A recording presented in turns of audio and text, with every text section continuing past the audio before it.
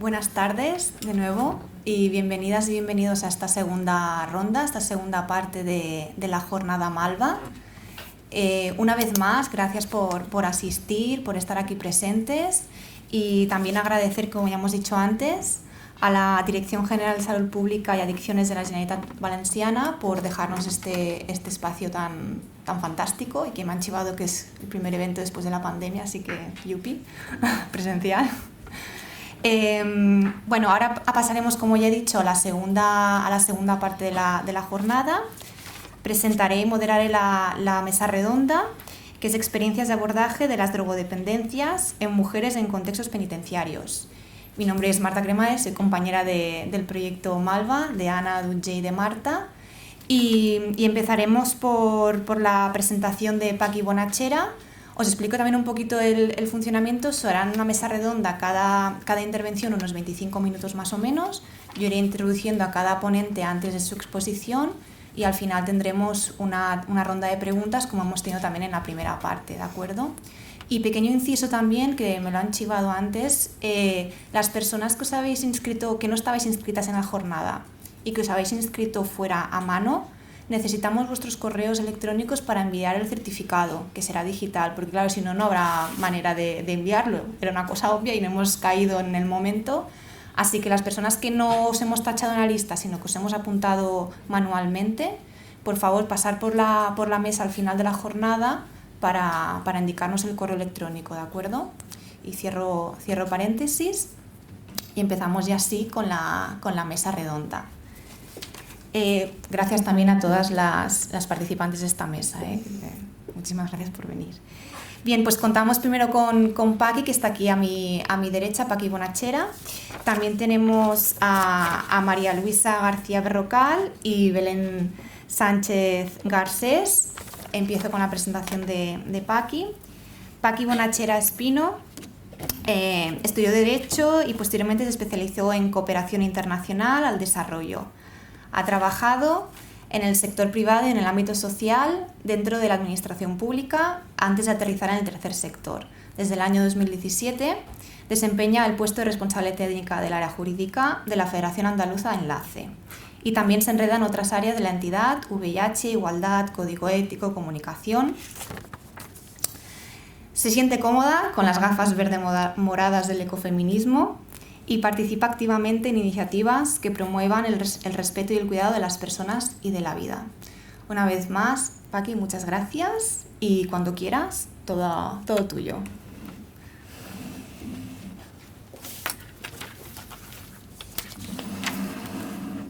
Bueno, lo primero me gustaría agradecer a Marta la presentación y a todas las compañeras del proyecto Malva. También a las compañeras de la mesa, a María Luisa y a Belén y por supuesto a Estíbaliz, que nos ha hecho una presentación magnífica, que nos ha dado el marco para ahora dar paso a esta mesa de experiencias. Me había propuesto comenzar con un saludo en valencià, que se me ha olvidado, así que lo digo ahora. Bon dia. Y bueno, añadir a la presentación que me ha hecho Marta que no soy madre por elección propia y vengo en calidad de técnica, no de investigadora, de técnica de la Federación Andaluza Enlace y en representación de mis compañeras que no pueden estar aquí, tanto de la Federación como de la Universidad Pablo de Olavide de Sevilla, con las que hemos hecho este trabajo que os voy a presentar hoy. Bueno, en primer lugar os dejo un poco lo que es el guión de la presentación que voy a hacer para situarnos. Os voy a hablar de qué es Enlace, en qué consiste nuestra federación, qué trabajo hacemos y en concreto qué trabajo hacemos con mujeres en situación de privación de libertad y con problemas de drogodependencia. Luego ya sí entraré en materia, en el estudio exploratorio que hemos realizado, que más que investigación nos gusta llamarlo estudio porque es una experiencia modesta, partiendo de los presupuestos que os contaré más adelante. Luego diremos pues qué metodología hemos seguido, cómo ha sido todo el proceso. Os resumiré un poco los resultados, sirviéndome de la base que ya ha dado Estíbaliz para un poco contrastar esos resultados que todas vemos en nuestra intervención desde las entidades sociales, pero que a veces pues, nos falta fundamentar porque existe poca literatura concreta, específica en materia de mujeres en situación de privación de libertad y con problemas de adicciones. Y terminaré con unas recomendaciones que son como la conclusión, una especie de decálogo que queríamos también pasar a las entidades sociales para que sirva para hacer incidencia política en las relaciones con la administración y para sentirnos legitimadas para pedir todo eso que pedimos en el día a día y que a veces nos faltan pues ese soporte documental de datos científicos como para exigirlo a la administración. Bien, para las personas que no conocéis nuestra entidad, Enlace es una federación que aúna en este momento a 85 entidades sociales del ámbito de las adicciones, asociaciones y fundaciones. Somos la entidad más representativa en Andalucía dentro del ámbito de las adicciones y llevamos trabajando en este tema. Bueno, yo particularmente no, porque soy bastante nueva en la federación, llevo trabajando en Enlace desde 2017, pero la federación sí que tiene una larga trayectoria y este año hemos cumplido los 30 años. Entonces, bueno, la verdad que está bastante bien posicionada y ofrecemos tanto servicios a las entidades federadas, pues ya sea de asesoramiento, representación ante las administraciones públicas sobre todo, damos formación, hacemos intermediación, incidencia política, ¿no? Porque pues esas 85 entidades sociales que anteriormente eran más, eran 100, pues nos dan como esa legitimidad para hacer demandas ante la administración y hacer una labor de representación que es necesaria. Y aparte de esos servicios que damos a las entidades federadas en Enlace, también tenemos algunos programas propios que desarrollamos dentro de la federación. Programas en prevención, no me voy a detener en este tema, es simplemente una presentación rápida para que sepáis qué es lo que abarcamos, el trabajo que realizamos en Enlace y de dónde partimos a la hora de emprender esta aventura de hacer un estudio, investigación entre comillas.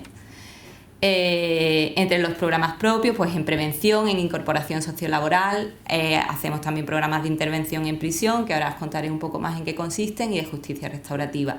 Tenemos además un proyecto de una escuela de formación que, bueno, pues nos da un poco de financiación, que es lo que buscamos a través de este proyecto y que se está consolidando en los últimos años y está yendo bastante bien.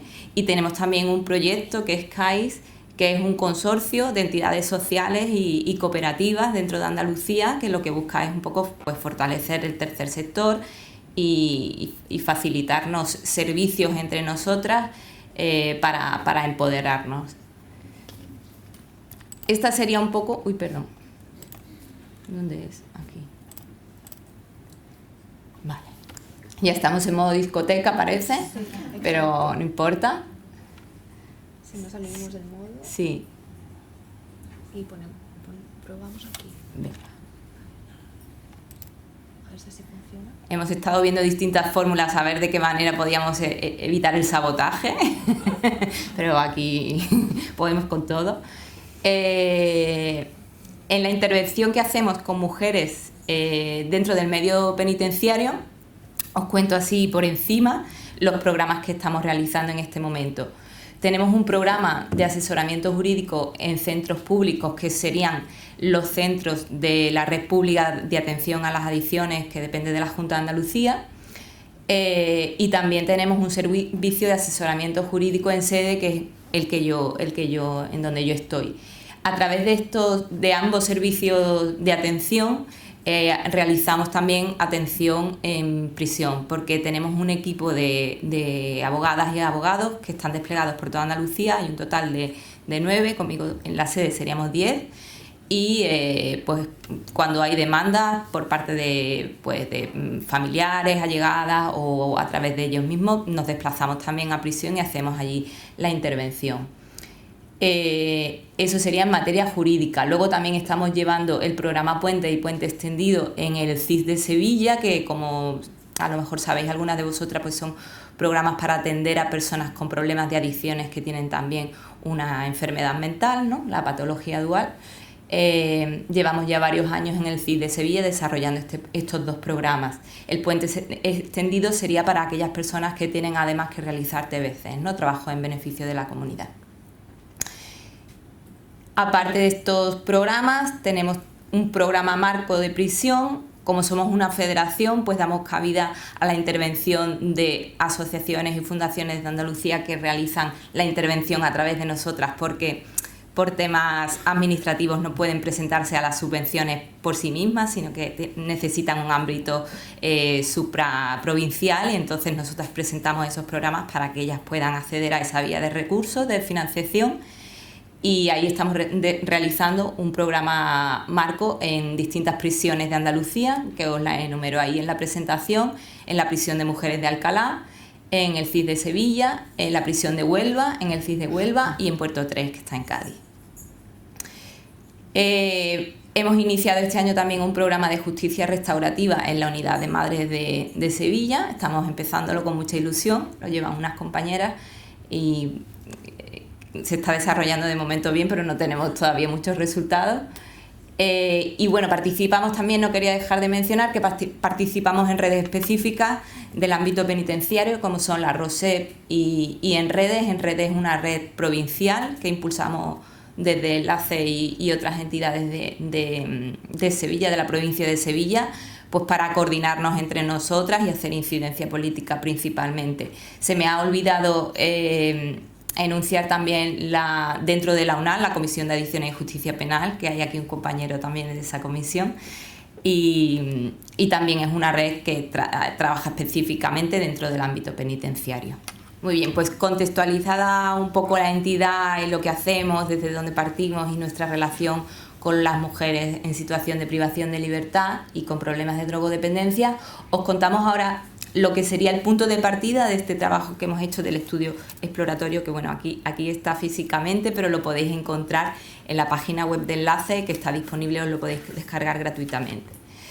El punto de partida, pues lo que comentaba antes, cuando presentamos, a la hora de intervenir, pero también a la hora de presentar programas para conseguir financiación, muchas veces nos encontrábamos con que no había literatura, no había base científica que contemplara pues, la situación de las mujeres drogodependientes en las prisiones andaluzas, ¿no? Concretamente además en nuestro territorio. Partiendo de esa carencia, pues había una relación muy buena de colaboración con algunas personas, algunos profesores y profesoras de la Universidad Pablo de Olavide, que también tienen vinculación con el Movimiento Social de Adicciones de Sevilla, y era una inquietud compartida y decidimos que pues, quizás podíamos realizar un trabajo de investigación, aunque fuera modesto, para paliar esta falta de base científica. Como no teníamos financiación para hacer este trabajo, pues decidimos tirar para adelante con trabajo voluntario y un poco entremetiendo, digamos, dentro del trabajo habitual de la entidad y del trabajo docente de las compañeras y compañeros de la Olavide, intentar pues meter esta labor también dentro de las funciones y iniciar viendo que a lo mejor nos quedábamos en un estudio previo que posteriormente podía tener un alcance mayor si ya conseguíamos financiación. Bueno, aquí estamos el equipo de trabajo en el momento inicial. La verdad que ha sido un trabajo muy bonito que hemos realizado en equipo, y la relación se ha fortalecido mucho y confiamos en seguir haciendo proyectos juntas. Vale, esto era...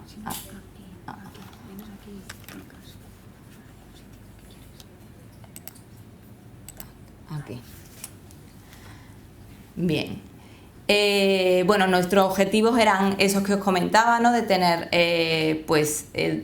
un estudio que nos diera legitimidad a la hora de intervenir en prisión y unas orientaciones también para hacer mejor nuestro trabajo diario, pero los objetivos concretos del estudio pues eran conocer la percepción que tienen las propias mujeres privadas de libertad por delitos relacionados con sus problemas de adicciones, de su situación durante la estancia en prisión. Es decir, queríamos atender mucho a la visión subjetiva de las mujeres, a sus percepciones, a sus emociones, a cómo ellas se veían en ese momento y en el futuro, ¿no? Y conocer pues esa valoración que hacían tanto ellas como el personal de instituciones penitenciarias que trabajaba con ella habitualmente, ¿no? Que tenía contacto con las mujeres. Ahí tenéis, bueno, los nombres de las personas concretas, ¿no? que hemos participado en el estudio, el equipo de trabajo, que está conformado por Raúl Álvarez Pérez, Jesús Delgado Baena y Conchi Mimbrero Mallado. Como siempre nos dirigimos por los nombres de pila, la verdad es que los apellidos no los controlo tanto. Pero bueno, ellos serían las personas que han participado en el estudio por parte de la Universidad Pablo de Olavide, que son de los departamentos de Trabajo Social, Servicios Sociales, Educación Social y Psicología Social. Y por nuestra parte, por parte de Enlace, pues estábamos mi compañera Belén, que es psicóloga, Marisa, que es abogada, que atiende directamente en los centros penitenciarios, y yo.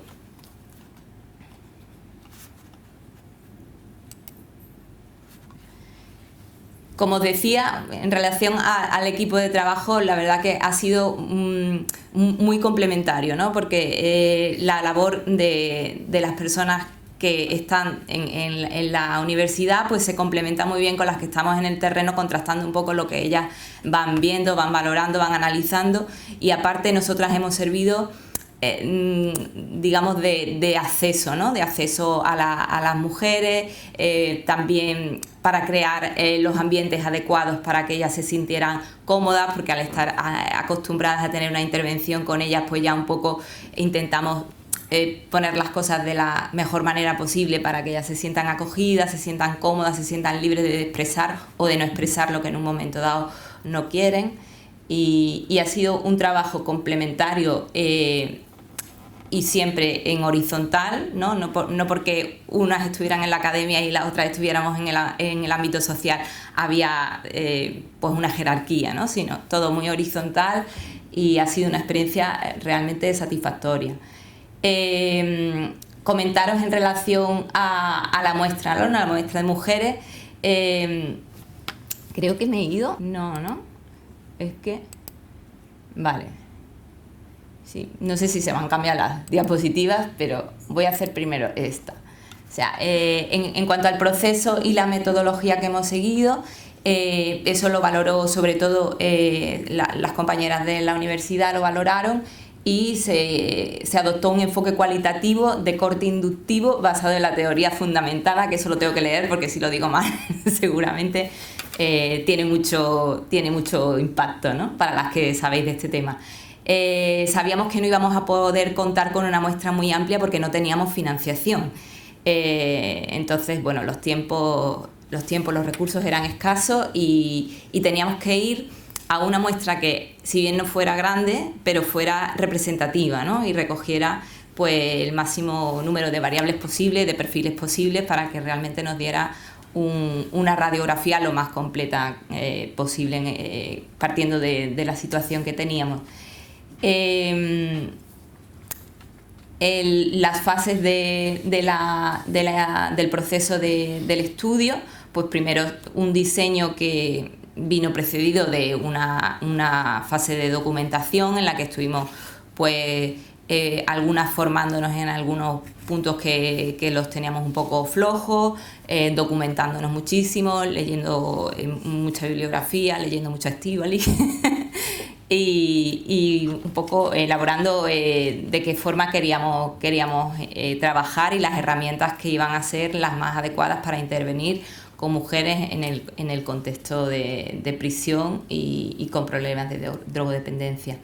Dentro del trabajo de campo, pues estuvimos todo el equipo, la verdad que participamos en las entrevistas, todas quisimos tener la experiencia, unas con más experiencia y otras con menos, pero queríamos tener como ese contacto con las mujeres. Y bueno, nos fuimos desplazando a los distintos territorios, porque obviamente las entrevistas pues se hicieron en el lugar de residencia de la persona, de la forma que fuera mejor para ella, a veces con los críos, las crías fuera, esperando, ¿no? Porque evidentemente no iban a estar dentro de la sala, pero intentando conciliar lo más posible. Y bueno, hicimos 10 entrevistas a mujeres y luego a 4 profesionales también. La técnica de las entrevistas eran entrevistas semiestructuradas en profundidad, porque nos interesaba sacar determinados datos, determinada información, pero también queríamos que las mujeres se sintieran libres de expresar todo aquello que necesitaban expresar, ¿no? Porque sobre todo queríamos ir a lo subjetivo, a las impresiones, a las percepciones, a las emociones, y para eso no podíamos usar unas herramientas que estuvieran demasiado cerradas. Tras el trabajo de campo, de las entrevistas, se hizo también un grupo de discusión con personas que trabajan, personal técnico, funcionarios y funcionarias de instituciones penitenciarias, y a partir de toda esa información que se extrajo hicimos el análisis de los resultados. Esa fase también la llevaron sobre todo Raúl y Conchi de la Pablo de Olavide. El análisis de los resultados que luego pusimos en común, y finalmente pues editamos el informe, que como digo lo podéis descargar, y realmente ha sido la única parte del trabajo donde hemos tenido algo de financiación, que nos dieron dinero para imprimir los libritos, así que bueno, pues esa parte por lo menos ahí tuvimos una ayuda. Luego posteriormente es verdad que también se ha hecho otra publicación, que esa no la tenemos en la página web porque la ha editado la editorial Dickinson, entonces no nos es posible, pero bueno, un monográfico que lo que hace es desarrollar un poco más algunos de los temas del estudio, y donde intervienen además 2 personas que no estaban inicialmente en el equipo de trabajo.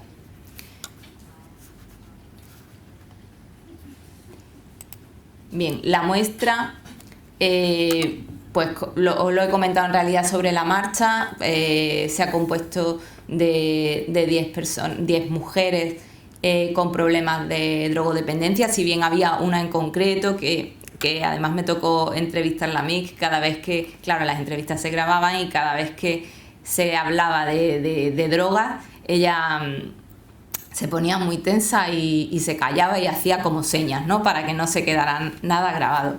Esta persona era también de etnia gitana, ¿no? Entonces pues todo el estigma que tenía el tema, ¿no? Para que ella no pudiera ni pronunciarse, sabiendo que era una entrevista confidencial, porque por supuesto a todas se les informó del uso que íbamos a hacer de la información, de la confidencialidad, porque bueno, pues sin eso es verdad que algunas parecía que necesitaban esos espacios de desahogo, pero había otras que sí eran más reticentes a contar pues su historia, ¿no? Entonces ahí intentamos informarla en los distintos momentos, en las llamadas telefónicas, cada vez que nos veíamos. Intentamos ser cuidadosos con la privacidad, la intimidad de las mujeres participantes. Y en cuanto al personal funcionario técnico de prisiones que participó en el estudio, pues fueron sobre todo las personas, aquellas que estaban más vinculadas a los servicios sanitarios y de atención a la drogodependencia, que era la parte que nos interesaba. Ahí en la presentación tenéis un poco las variables que se tomaron en cuenta. En las mujeres, pues la edad, el género, la etnia, el nivel educativo, el nivel económico, el hábitat de procedencia, el tipo de sustancia consumida y el historial de consumo. Y en el caso de las personas, de las profesionales y los profesionales de instituciones penitenciarias, pues sobre todo el perfil que tenían, que fue una médica, una psicóloga, personal de subdirección y una funcionaria de seguridad. Comentar también en la fase de diseño, aparte de documentarnos, también buscamos ayuda en personas que ya tenían experiencia en hacer este tipo de estudios. Previamente habíamos tenido contacto con María Ruiz del País Vasco, que habíamos coincidido con ella en una jornada de la Rosec, que ella había hecho la ponencia inaugural. Entonces ella también nos estuvo revisando un poco en la parte de diseño y nos hizo algunas aportaciones. ¿Por dónde voy? Aquí, ¿no? Vale. Bien, pues ya con toda la información, redactamos lo que eran los resultados, hicimos el análisis de los resultados obtenidos, que coincidía muchísimo con las percepciones que ya teníamos antes de hacer el estudio. En realidad no hubo muchas sorpresas en lo que nosotras en el día a día ya veníamos percibiendo. Las mujeres como protagonistas de este estudio, llamaba la atención que había como una sensación contradictoria cuando hablábamos con ellas, teniendo en cuenta que, creo que no lo he dicho, se me ha olvidado, las mujeres que participaron eran personas que habían salido en libertad en el último año o que estaban en tercer grado. Entonces tenían la experiencia de haber pasado por prisión muy reciente, pero ya estaban fuera o casi. Entonces ellas tenían como un sentimiento encontrado. Por un lado, veíamos que había muchas ganas de enderezar su vida, ¿no? Ellas lo veían así, sobre todo por las hijas y los hijos, este motor, ¿no? de querer estar ahí para ellos, de sentirse... 2 minutos. Bueno, pues voy a hablar un poquito rápido, pero en cualquier caso tenéis el estudio en la web, ¿vale? Y lo podéis descargar. Pero bueno, sí, este contraste de la ilusión y las ganas de retomar su vida, y al mismo tiempo el miedo, las inseguridades por todas las dificultades que se encontraban. Porque, bueno, una de las cosas que pedimos es el tema del acompañamiento una vez que las mujeres salen de prisión, porque el empleo, por ejemplo, el acceso al empleo es uno de los temas prioritarios. O sea, yo quiero salir adelante, por mis hijos, por mi familia, por mí, pero ¿cómo lo hago si no tengo pues una fuente de ingreso, no tengo posibilidad de trabajar, ¿no? Y eso fue algo que estaba muy presente en absolutamente todas las mujeres. Entonces, enumero rápidamente. El análisis también pasó por el tema de las trayectorias vitales. Veíamos que había familias de origen estructuradas, otras desestructuradas, o sea, no había un patrón cerrado. En las familias estructuradas normalmente el consumo era más en fines de semana, podían llevar vidas en principio normalizadas, como decía Estíbaliz, con trabajo, ellas tiraban con todo para adelante, pero consumían los fines de semana y ya pues en un momento dado se les va de las manos. Se les va de las manos o se ven envueltas en situaciones que las llevan a prisión sin ser ellas las responsables de la conducta delictiva, ¿no? Que también era un tema que salía mucho, se sentían muchas veces enmarronadas, la habían enmarronado y por eso estaban allí en prisión, no porque ellas directamente hubieran cometido el acto ilícito. Se analizan también pues, la relación de las mujeres con la prisión, los distintos procesos de adaptación, el tema de la imagen personal, el sentimiento de pues no somos mujeres, somos malas madres, todo lo que ha comentado un poco Estíbaliz anteriormente.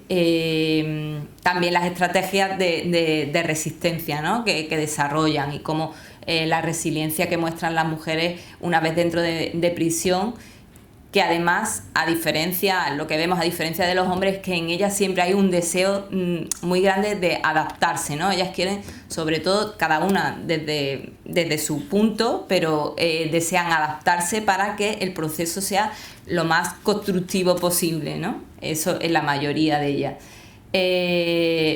También sacamos algunas conclusiones en relación a cómo la organización y el funcionamiento de los centros penitenciarios están influyendo muchísimo en la situación de las mujeres, pues por el tema de la organización de los módulos, que muchas veces, pues como son un módulo o dos destinados a mujeres, no pueden tener módulo de respeto, o llegan a tener módulo de respeto y de repente se lo quitan porque ahora hace falta un módulo nuevo para hombres porque hay más hombres y se lo quitan, o porque, en fin, ese tipo de cosas. Lo mismo con los módulos terapéuticos, ¿no? El tema de los destinos, la diferencia, el tema de los destinos no adaptados o más bien adaptados a los roles de género que luego no les son útiles para salir adelante cuando salen de prisión, las actividades de ocupación del tiempo libre y los espacios, ¿no? Queremos hacer una actividad de teatro, hay una pelea, o sea, una pelea o un problema, pues las mujeres se quedan castigadas porque, bueno, pues lo que comentaba también antes Estíbaliz, y como los hombres son más, pues siempre salen beneficiados.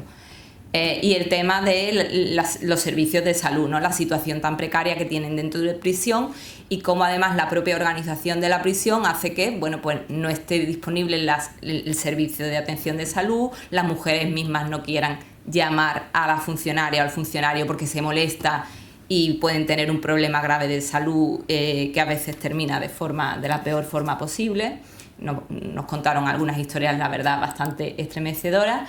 Y bueno, y ahí ya simplemente os dejo para finalizar lo que son las recomendaciones que hacíamos nosotras desde el análisis de los resultados, capacitar al personal funcionario y técnico para erradicar las desigualdades de género, que pasa por mucho más de una formación teórica, sino que hay que hacer programas que realmente hagan que las personas se relacionen como seres humanos y no como en función de su posición o su rol dentro de la prisión. Generar espacios e instalaciones adecuadas para atender sus necesidades específicas, garantizar un trato respetuoso y adecuado, que veamos que muchas veces por el mismo tema del estigma y de los roles pues no se daba, proporcionar una atención sanitaria de calidad, generar más y mejores recursos específicos para atender los problemas de drogodependencia, que no me ha dado tiempo prácticamente a desarrollar mucho, pero bueno, que ya sabéis que todo el tema también de psicofármacos, especialmente las mujeres cuando están en prisión les suben muchísimo la dosis, y bueno, el tema de la oferta de actividades, la ampliación de los recursos y ofrecer un acompañamiento tras la salida de prisión para que estas mujeres realmente puedan pues reinsertarse, ¿no? Que se supone que es la función que tienen los establecimientos penitenciarios. Moltes gràcies a todas y bueno, y por último decir que creo que ha sido muy interesante también la perspectiva de pensar más en la eliminación de las prisiones desde una perspectiva feminista, y con eso me quedo. Muchas gracias.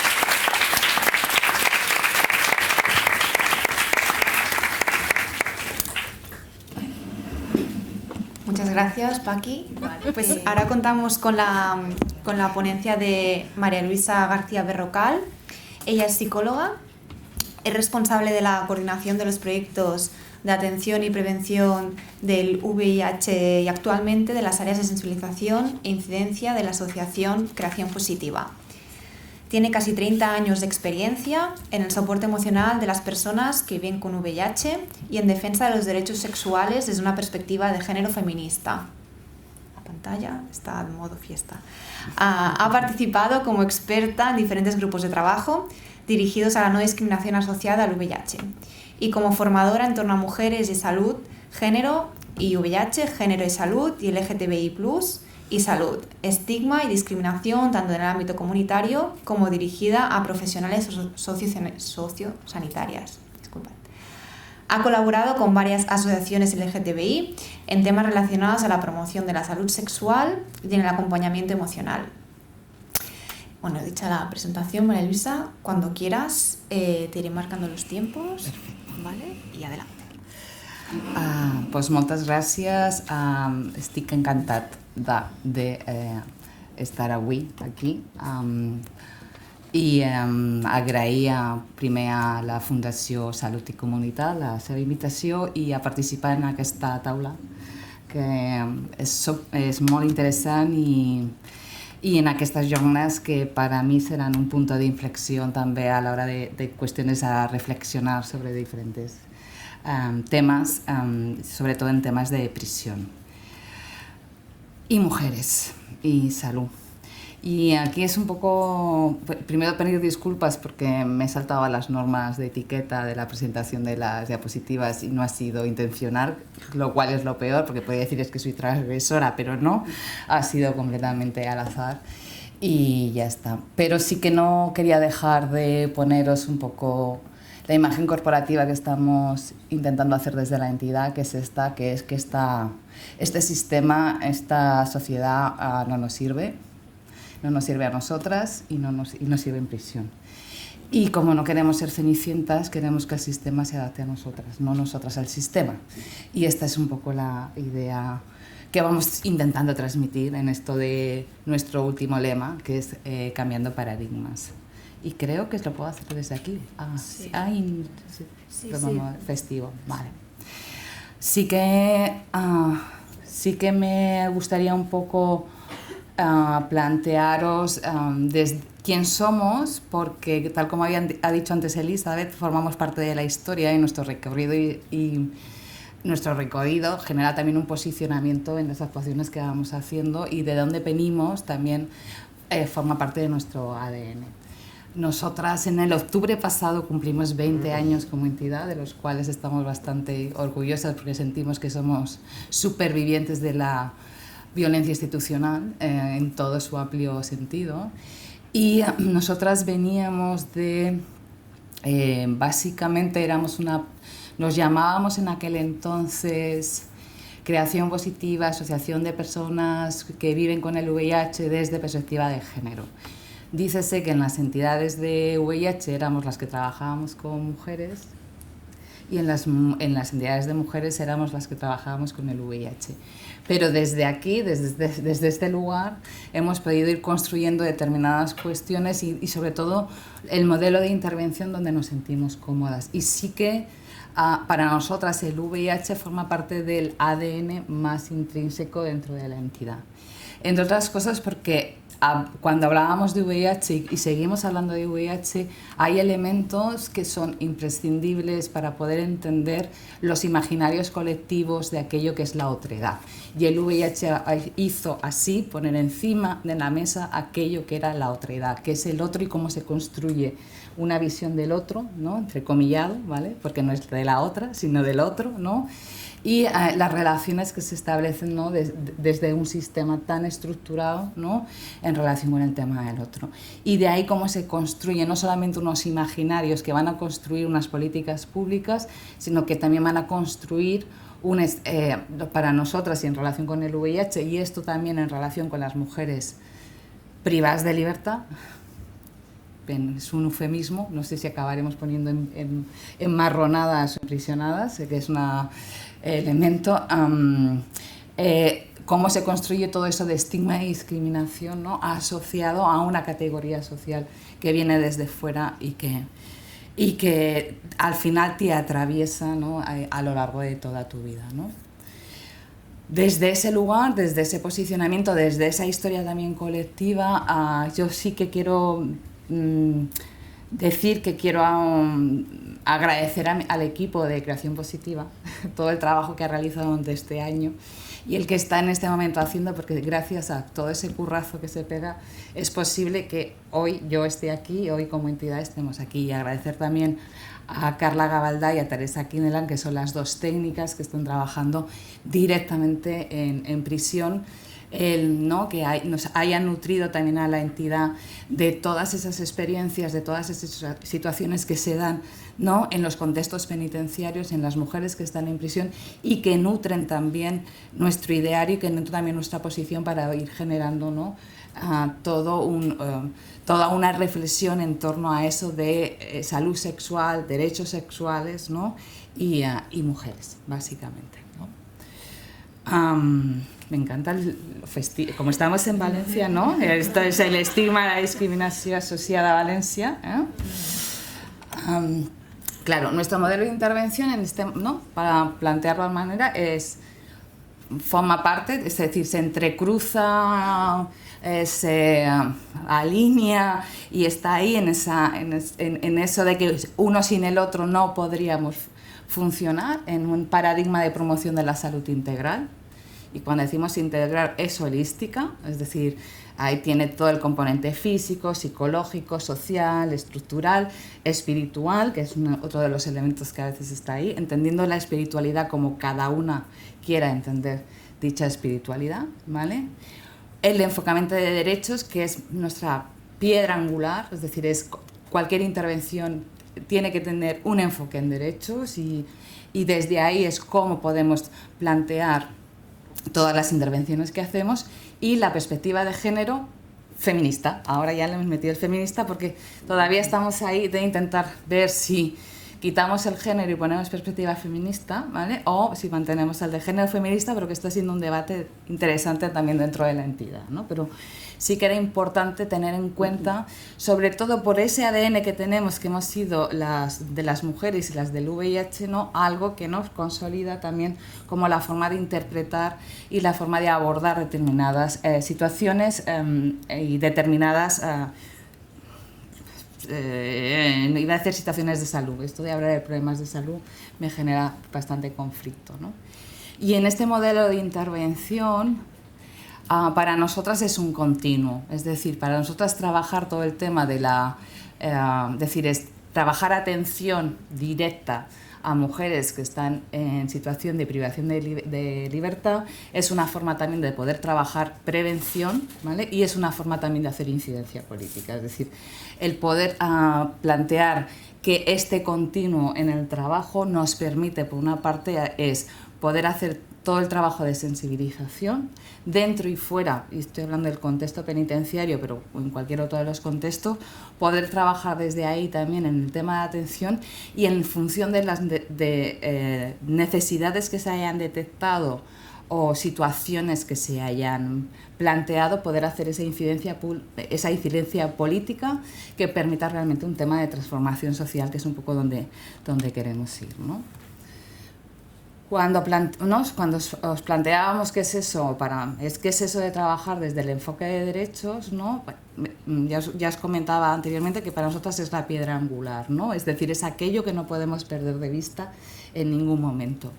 Y el programa de prisiones fue un programa que no nació con la entidad, sino que la incorporamos en el 2004. Era un programa que lo lleva haciendo otra entidad que había desaparecido, pero ahora si estamos trabajando en temas de promoción de la salud con mujeres con VIH en prisiones también. Es decir, no se pueden invisibilizar que eso también ocurre en prisiones y que las mujeres también están en prisión. Por tanto, era como el trabajar el derecho a poder recibir informaciones veraz y poder trabajar aspectos relacionados con la prevención, con la atención, ¿no? En temas de salud sexual, también es un derecho de las mujeres que están en prisión, ¿no? Por tanto, para nosotras es fundamental el tema de situar el respeto, la protección y la garantía. Y esta es la palabra básica, que es la garantía de los derechos dentro de todas las intervenciones que hacemos, incluidas en el contexto penitenciario. Para nosotros es fundamental. Porque desde ahí es donde vamos a conseguir esto que se llama desarrollo humano sostenible, no sé si os suena, esto tan guay que ahora son los ODS, ¿vale? Que hay 17 absolutamente interesantes y que es donde tendríamos que avanzar, ¿no? Realmente para poder hacer un mundo más justo, ¿no? Y poder hacer de las personas una situación de dignidad. Y yo creo que lo siento, estoy hoy muy súper crítica, no sé si el café me falta o qué, ¿no? Porque hemos pasado de hablar de dignidad a empoderamiento, y es una de las cuestiones que a mí me gustaría dejar encima de la mesa. Y el empoderamiento está guay, pero resulta que hemos olvidado el tema de la dignidad humana como elemento. Lo dejo ahí porque como es espacio de reflexión ya reflexionaremos, ¿vale? ¿Qué pasa? Que el tema de los derechos a nosotras era fundamental, porque si algo nos atraviesa, y especialmente a las mujeres nos atraviesa, ¿vale? Y digo mujeres en general, así que a los hombres también les atraviesa, ¿vale? Pero a las mujeres de una forma como una piedra, ¿vale? Porque el género o la conceptualización del género también conlleva la conceptualización y el imaginario en relación a nuestra sexualidad, al hecho de ser mujer, son los derechos sexuales, básicamente. Y los derechos sexuales, básicamente el objetivo que tienen, ¿vale?, es la autonomía, el empoderamiento, ¿vale? O no sé si decir empoderamiento o apoderamiento, realmente que podamos apoderarnos de los espacios perdidos, de apoderarnos de nuestras circunstancias vitales perdidas, de nuestros derechos perdidos, ¿no? Y la capacidad de decidir de las personas en todo aquello relacionado con las sexualidades, ¿no?, y el cuidado de la salud sexual. Y cuando decimos la capacidad de decidir sobre aquello que nos atañe en relación al tema de las sexualidades, aquí sí que recojo y os comento que nosotras trabajamos desde el counseling. Es decir, es como... Y para nosotras, si trabajamos desde el counseling, precisamente por el tema del ADN que tenemos de VIH, y esto es así, porque para nosotras el counseling no solamente es una metodología, sino es una filosofía, que parte de que las personas pueden decidir sobre su vida si las dejan, y que tienen el derecho a decidirlas, independientemente si que las decisiones que tomen nos gusten o no nos gusten, como profesionales, como familia, como lo que sea. Es decir, desde ahí. Y esto se alinea, para nosotras el counseling y el tema de los derechos se alinean en este proceso de acompañamiento que hacemos en relación con las mujeres de prisión y las que no están en prisión también, ¿eh? Claro, cuando hablamos de derecho queda muy chulo, apoderamiento, demás, pero esto cómo se concreta en la realidad, ¿qué estamos hablando con el tema de derechos sexuales? Claro, que derechos sexuales es hablar acceso a la atención sanitaria correspondiente de salud sexual. ¿Esto cómo lo contextualizamos en prisión? ¿Vale? O de recibir información veraz, oportuna, científica y sin prejuicios. Esto, digo prisión porque es el contexto en el que estoy, ¿eh? O sea, y estamos hablando de mujeres presas. Esta misma pregunta yo la puedo plantear en un contexto general. ¿Desde dónde estamos recibiendo esa información? ¿Son adecuados los servicios de salud sexual? Y de salud reproductiva, porque sería interesante también poder desconectar estas cuestiones, ¿no? Entonces, claro, no solamente va de esto, sino de alguna manera es la posibilidad, es decir, cuando hablamos de derechos sexuales es la posibilidad de que todas las personas, sin ningún tipo de discriminación, podamos tomar decisiones sobre nuestra propia vida, ¿no?, en relación con nuestras sexualidades. Es decir, que lo que estamos hablando básicamente es de autonomía, de libertad y de cuidados. Y esto también en contexto penitenciario, ¿no?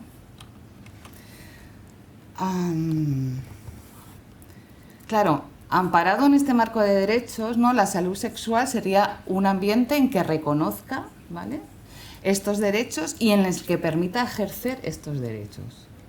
Este marco, ambiente, estructura social, patriarcado, ¿lo favorece? ¿Lo permite? ¿Esto cómo lo permite en el ámbito penitenciario? ¿Cómo se permite dentro del contexto penitenciario, ¿no? Por tanto, el tema de poder cuidar de mi salud sexual o poder hacer la promoción realmente de una salud sexual, ¿vale?, es poder ejercer mis derechos sexuales. Por tanto, si no hay una garantía de la posibilidad del ejercicio de los derechos sexuales, estamos garantizando, estamos promoviendo la salud sexual. Y aquí hay un elemento que para nosotras es fundamental, ¿eh?, que es como, y aquí sí que viene la perspectiva feminista, ¿no?, de alguna manera, que es que practicar los cuidados, pero los cuidados que yo entiendo como cuidados, que son mis cuidados, los que yo decido, es una forma de apropiarnos, ¿no?, del espacio robado, ¿no? Es poder habitar de otra manera ese espacio, del poderme reapropiarme de mi cuerpo, poder reapropiarme de mis decisiones en relación a la sexualidad, poder reapropiarme otra vez de los derechos sexuales, ¿no? Entonces, de ahí que muchas de las intervenciones que hacemos tienen que ver con el cuidado de la salud, ¿vale? Porque cuidar de nuestra salud desde el lugar donde yo quiero cuidarla, desde lo que yo pienso que yo cuidarla, es la forma de que me pueda reapropiar de estos derechos sexuales, es la forma de que yo puedo ejercer realmente y que yo tengo el poder sobre mi vida, ¿no? Que supongo que eso es lo del empoderamiento, ¿eh? Nosotras, la atención que nosotras hacemos en prisión está en este marco, que es el Servei d'Atenció i Prevenció del VIH a dones privades de llibertat, ¿vale? Que realmente era ofrecer un espacio de cuidado, ¿no? Para afrontar las situaciones de vulnerabilidad y los efectos de la infección por VIH, como también fomentar estrategias encaminadas a la prevención y el cuidado de la salud sexual. Claro, este proyecto también tiene como un largo recorrido, porque en el 2000, hasta el 2000, o sea, empezamos en el 2010, perdona. No, perdón, en el 2000, bueno, no me acuerdo. Esto de tener compañeros alemanes es muy duro. La cuestión es que, igual que era un proyecto que estaba subvencionado por la Generalitat de Catalunya, por el Departamento de Justicia, ahora somos un servei, que esto es muy diferente, ¿vale? Somos una entidad externa que está realizando un servicio dentro del propio contexto penitenciario. Y era importante, porque para eso hacemos incidencia política, tenemos que argumentar, ¿no? Y para eso necesitamos muchos argumentarios de mucha literatura de por qué es importante que haya este proyecto dentro de prisiones ¿no? Y esta forma de trabajar y este abordaje en temas de salud sexual dentro de prisiones. Pues tenemos el documento de prevención y atención y tratamiento en el apoyo del medio carcelario DIONUSIDA, es decir, con temas de VIH, donde a partir de aquí podemos, ¿no? Plantear, ¿no? Cuáles son los diferentes aspectos relacionados con el tema de qué cosas hay que abordar bajo el contexto penitenciario.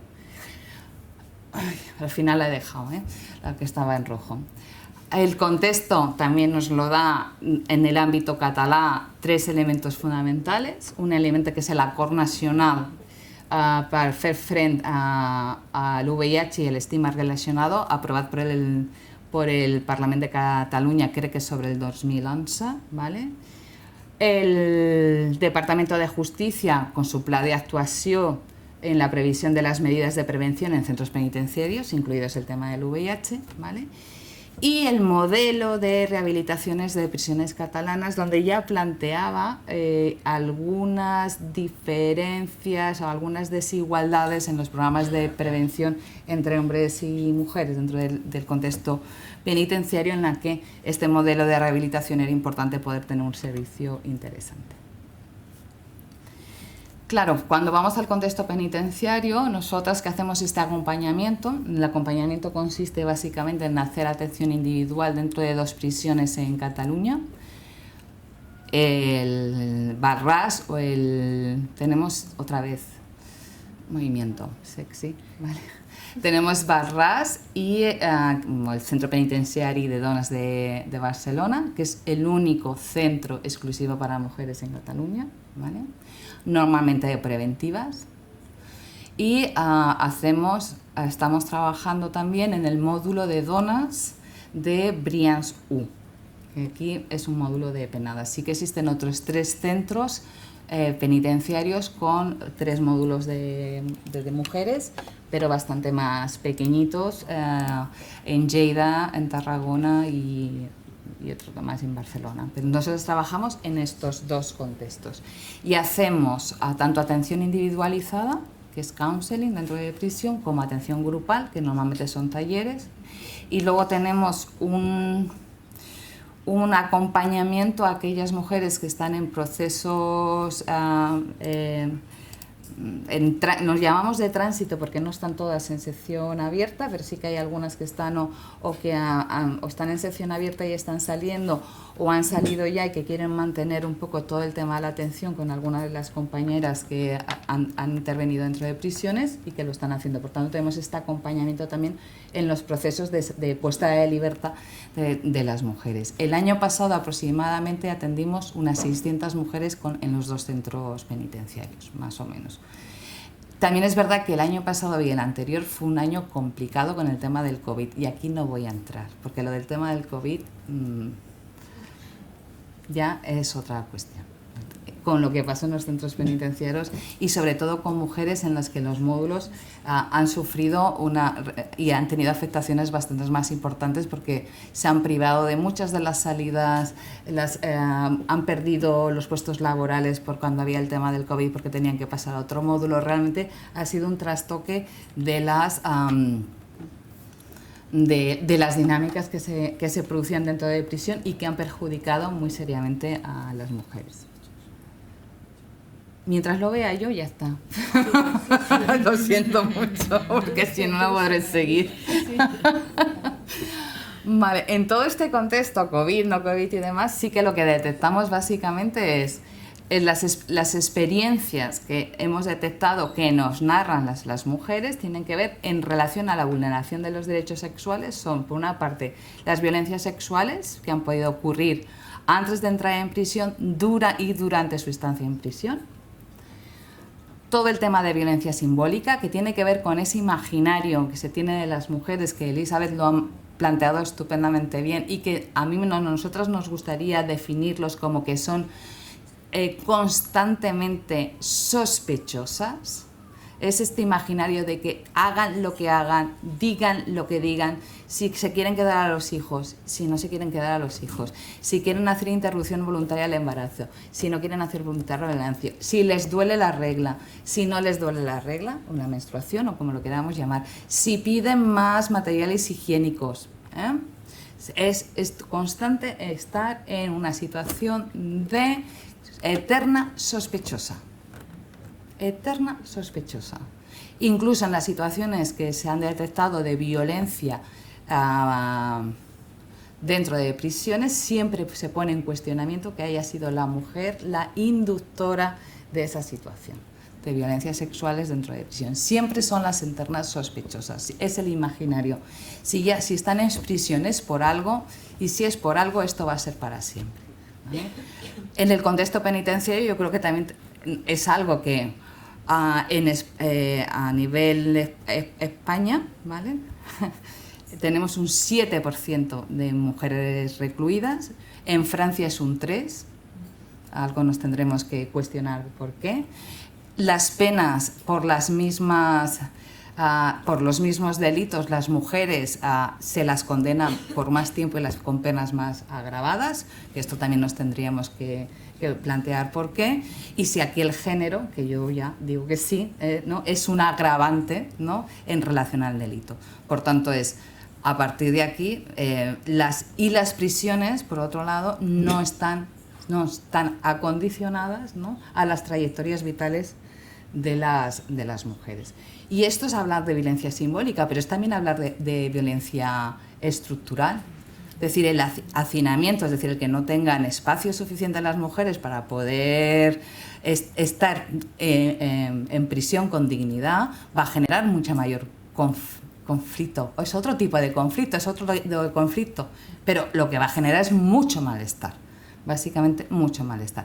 No tener programas adecuadas a sus necesidades o tener unos programas absolutamente feminizados, estereotipados, también conlleva, primero, que el peculio sea bastante menor si logran acceso, ¿vale? Y que luego el tema, ¿no?, de cómo luego, ¿no?, conlleva, utilizar las palabras es horroroso, la reinserción en el mundo social, ¿no? Cómo va a poder ser, ¿no? El estigma y la discriminación asociada al tema de VIH sigue bastante presente en prisión. También el año pasado sí que hay las mujeres que están en prisión, desde que nosotras empezamos con VIH, ha disminuido considerablemente. Bueno, no sé si es buena noticia, ¿no? Pero sí que de las mujeres que atendimos en prisiones, solo de las mujeres que atendimos en prisiones, el 25% tenían el VIH, él solo me lo obvio, ¿vale? Porque no es necesario, ¿vale? Y todo el tema de LGTBofobia. Y el tema LGTBofobia tiene que ver básicamente con las relaciones sexuales entre mujeres dentro de prisiones, ¿vale? Que es una reorientación del deseo muy interesante a poder trabajar también en otros espacios, pero sobre todo y básicamente el tema de las mujeres trans dentro de prisión, ¿no? Vale, ¿qué es lo que nos encontramos o qué es lo que de alguna manera trabajamos dentro de prisiones? Tiene que ver con las experiencias que nos van comentando, que es una infravaloración del conocimiento de las mujeres y de su propio cuerpo. Si la mujer dice que se encuentra mal, no es así. Falta de información sobre los recursos específicos de atención en salud sexual, así como visitas ginecológicas. Aspectos relacionados especialmente en temas de VIH y ITS. Las mujeres expresan tener una falta de información y acompañamiento por parte del equipo médico. Dificultades en el acceso de la información vinculadas a los circuitos de denuncia de la violencia machista, tanto si se ha producido durante su encarcelamiento o antes del encarcelamiento. Es decir, hay posibilidad de poder hacer unos recorridos, hay falta de información y no es tan rápido que los mecanismos se pongan en marcha muy rápidamente, y dificultad en el acceso del asesoramiento jurídico para los temas de violencia machista. Falta de información y de sensibilización en torno a las personas LGTBI a nivel general, ¿verdad? Vamos a dejar ahí, ¿vale?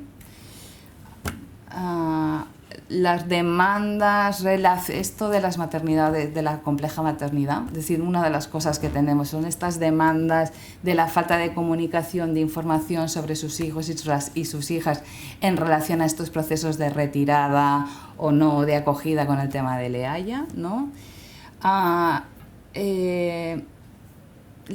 Dificultades de acceder, ¿no?, a los servicios médicos especialistas, con lo cual a veces se complica, ya lo comentabais, unas situaciones de lista de espera que complican gravemente el tema de la salud, ya sea sexual, pero bueno, es un tema de malestar, y la desatención médica en el tema del embarazo.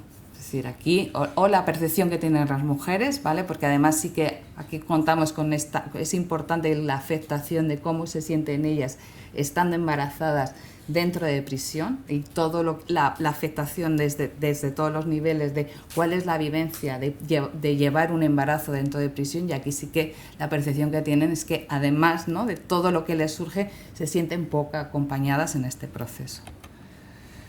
La invisibilización, y esto es no solamente en el contexto penitenciario, las mujeres presas son invisibles en esta sociedad.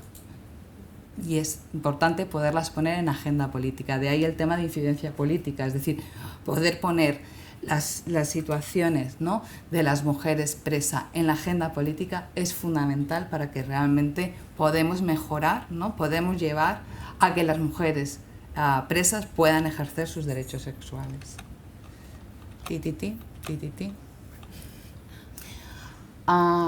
¿Qué es lo que nosotras hacemos? Vale. Para nosotras el trabajo que hacemos dentro de prisión básicamente es construir experiencias subjetivas ligadas a los procesos de autonomía y autocuidado, es decir, cuáles son las necesidades, qué es lo que quieren, cómo lo quieren manejar, ¿no? Dar paso a la palabra para la expresión de los malestares, la construcción de un relato propio, ¿no? No sé si con esto bajaremos el tema de claro, se me van olvidando temas, porque uno de los elementos que tiene que ver es el tema de la medicalización del malestar de las mujeres en prisión. Hablamos de drogas. ¿De qué drogas estamos hablando? ¿De cuáles son las drogas que hablamos dentro de prisiones? Porque los psicofármacos prescritos también es una forma de acallar, ¿no?, el malestar de las mujeres, y eso también es una forma de acallar, ¿no?, la conflictividad dentro de prisión. Pregunto. ¿Y fuera? Pregunto, ¿y fuera? Pregunto. Voy. Y la construcción de un espacio de intimidad para que pueda dar lugar a una reflexión sobre sí misma. Nosotras tenemos la ventaja de que todo lo que se dice dentro de la atención es confidencial. Esta es una ventaja, es confidencial.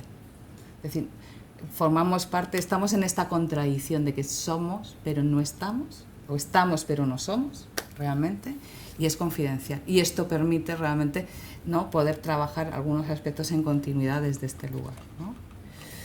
Hacemos esto, pero hacemos esto también a través de grupos de focales con las mujeres. Es que las mujeres participan también en el diseño y participan también en la elaboración de contenidos. Y quería hablaros de mi libro, de nuestro libro, ¿vale?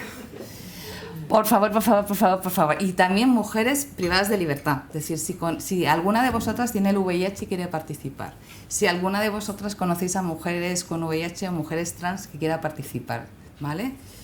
Por favor, por favor, por favor. No tenemos es decir, estamos intentando, hicimos un estudio en el 2004 sobre las necesidades de las mujeres con VIH, ¿vale? Han pasado 20 años, no hay más estudios, necesitamos tener esta fotografía que nos ayude. Y Valencia no la tenemos representada dentro de los que nos han llegado, así que sí, por favor, ¿vale? Y lo pongo 2 veces, ¿vale? Para que no se os olvide. Y muchas gracias y disculpad por el tiempo.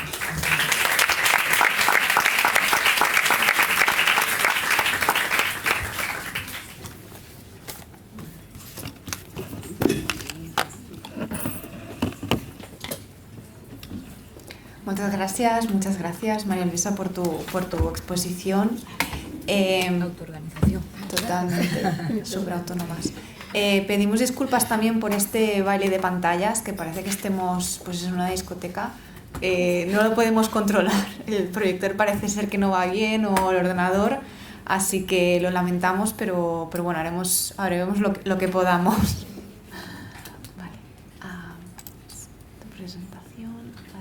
Así. Sí, en realidad es para apoyarme a mí más que nada. Sí. Vale, lo voy a dejar así iniciado y bueno, pues irá, te presento. Vale.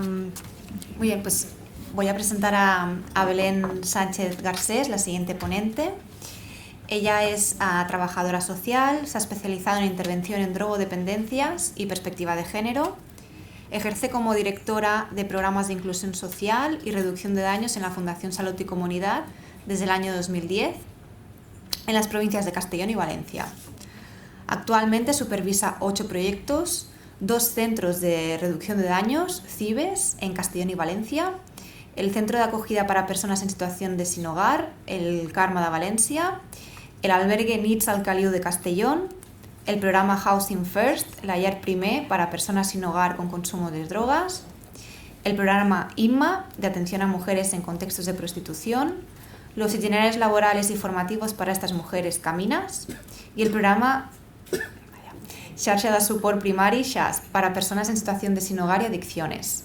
Con 25 años de trayectoria profesional, tiene experiencia en el ámbito de adicciones, salud mental, violencia de género, medio penitenciario, jóvenes, familia, trabajo de calle, intervención terapéutica, empoderamiento de colectivos y trabajo en red.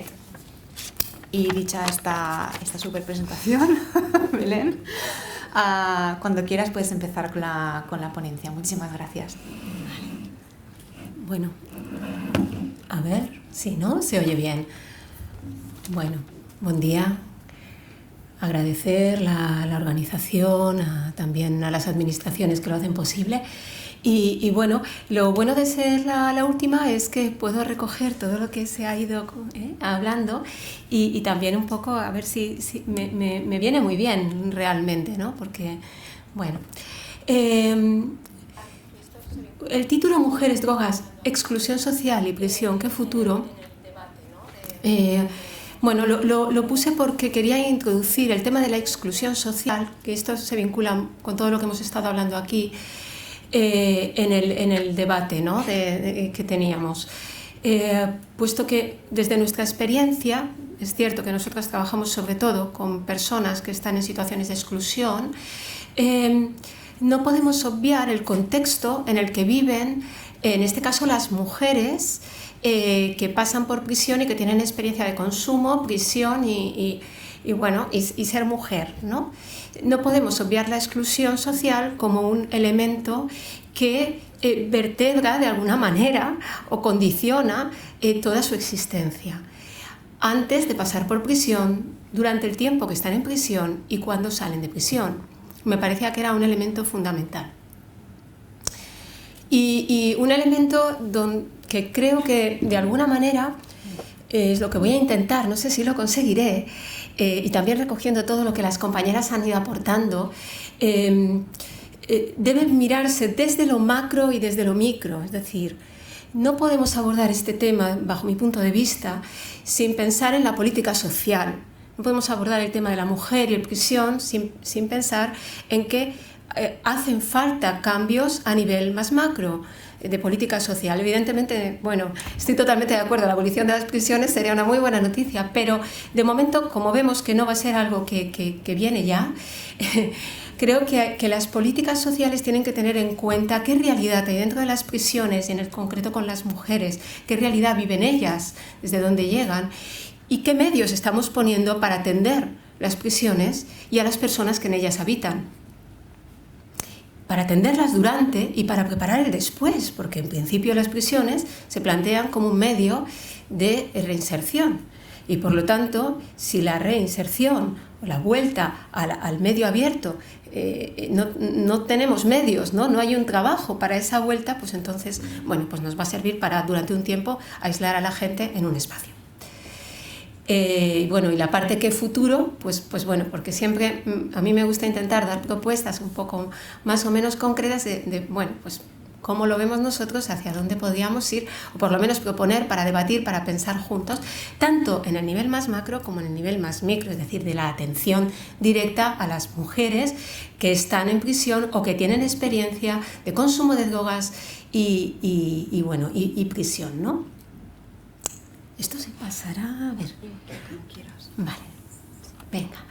Bueno, el Power no le haremos mucho caso, a mí me sirve para no perderme, pero no aporta mucho. Bueno,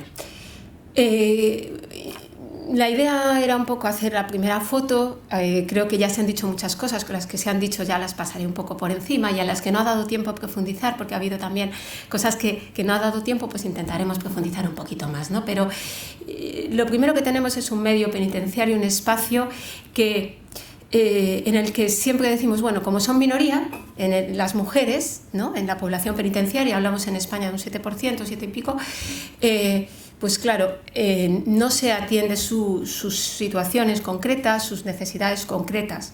Bueno, yo le daría la vuelta, como es un porcentaje pequeño, es una oportunidad para hacerlo mucho mejor, porque no podemos decir es que es una población tan enorme que no la podemos abarcar. Podemos desarrollar proyectos y estrategias de intervención, y tenemos suficiente conocimiento ya como para poderlo hacer. Que nos faltan los medios. Los medios. Hay que poner medios, y eso ya volvemos otra vez a lo macro. Hay que poner medios. Medios humanos, deben haber más recursos humanos dentro de las prisiones, fuera también, pero dentro, desde luego, esos medios humanos hay que especializarlos, hay que formar a los profesionales y darles oportunidad de reciclarse a los profesionales que llevan más tiempo dentro de las prisiones, y esa formación pues especializada, conocer, tener formación en adicciones, tener formación en salud mental, tener formación con perspectiva de género, tener formación en estrategias. Hay que formar y hay que invertir, hay que hacer una inversión, ¿no? Y creo que en los centros penitenciarios la inversión quizá ha ido más dirigida a veces a temas más estructurales, ¿no? Que se ven bonitos, que a temas de inversión en lo que son recursos humanos. Y precisamente son los recursos humanos el mejor instrumento que tenemos para acompañar a las personas en procesos de cambio, si tienen que haber procesos de cambio, por lo menos en procesos de generar oportunidades. Cuando hablamos de que nos llegan, y ahora veremos un poco el perfil de mujeres que tenemos en las prisiones, que bueno, que hemos visto ya con las compañeras bastantes cosas, que la exclusión pasa por ahí. Entonces hay que generar oportunidades si queremos romper con el círculo exclusión social, consumo, prisión. Si no se generan oportunidades, y para eso uno de los instrumentos que tenemos es la política social, otro de los instrumentos son los medios humanos, pero si tenemos pocos medios y además los cuidamos poco, pues va a ser difícil, ¿no? Llevar a cabo un trabajo que... Y bueno, es que profesionales hay, y aquí hay muchos, yo veo muchos que hay profesionales muy especializados y que son capaces de hacer un muy buen trabajo, pero quizá hacen falta más. Bueno, por otro lado nos encontramos el aislamiento, pero no el aislamiento, no me refiero al aislamiento que evidentemente la prisión consiste en aislar a la gente dentro de un espacio, sino el aislamiento de la propia prisión respecto al entorno. Es como una especie de bola que se traga a la gente pasa por allí y después sale. Si tú estás acompañando en lo micro a una mujer en un proceso y entra en prisión, de pronto todo el trabajo se corta. No hay un continuo. El continuo del que hablaba, ¿no? María Luisa, no, ese continuo, o por lo menos la experiencia que tenemos nosotras, es que hay que hacer un gran esfuerzo para que no se pierda ese trabajo. En principio la reflexión se la traga, y luego de pronto, y es la experiencia nuestra, también hay que decir que, claro, el Estado español es muy, muy diverso, que en general, en la mayoría de las autonomías no tenemos transferidas las competencias en temas penitenciarios, y eso hace además que haya dos sistemas, el sistema de todos sanidad, servicios sociales, etcétera, transferido, y la prisión que no está transferida, y ni siquiera comparten la información sanitaria de los internos, con lo cual llega ahí una interna, una mujer, y no se sabe que tenía una patología mental, que llevaba un tratamiento, si no lo cuenta ella. Entonces perdemos ahí un montón de información sanitaria, de salud, que si no se hace un esfuerzo por parte de la propia institución penitenciaria, y será por los pocos medios que tienen, etcétera, o bueno, muchas veces no se hace, pues se pierde. Entonces ese aislamiento, eso es una cosa que nos encontramos, y es una cosa a cambiar. No puede ser que ese espacio no esté conectado con el exterior, y nos pasa igual cuando estamos hablando de la salida.